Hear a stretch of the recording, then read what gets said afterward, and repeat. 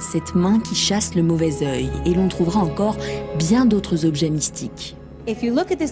Cette exposition est consacrée à la magie dans le judaïsme et à la place qu'occupent les amulettes et les incantations dans la culture juive. On peut y voir des bols incantatoires sur lesquels on gravait des inscriptions en judéo-araméen. Ils servaient à capturer les démons. Ces inscriptions étaient une sorte de piège à démons.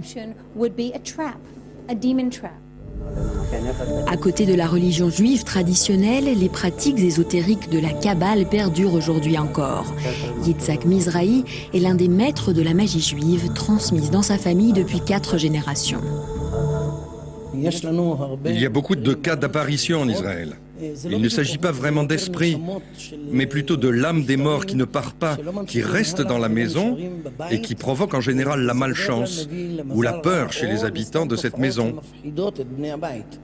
Nous pouvons alors écrire ce que l'on appelle un sceau de Salomon, comme ceux que vous pouvez voir ici. Cela sert à libérer la maison et à la purifier.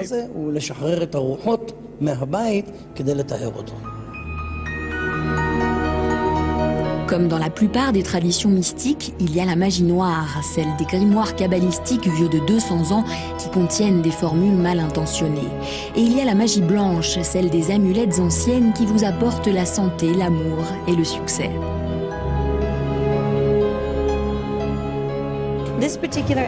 Cette amulette a été gravée pour une jeune femme, pour la protéger.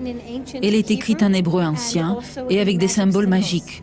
C'est une pièce extrêmement rare parce qu'elle est intacte et parce qu'elle est en or. Il y a quelques fissures, mais elle est en une seule pièce, ce qui est très dur à trouver.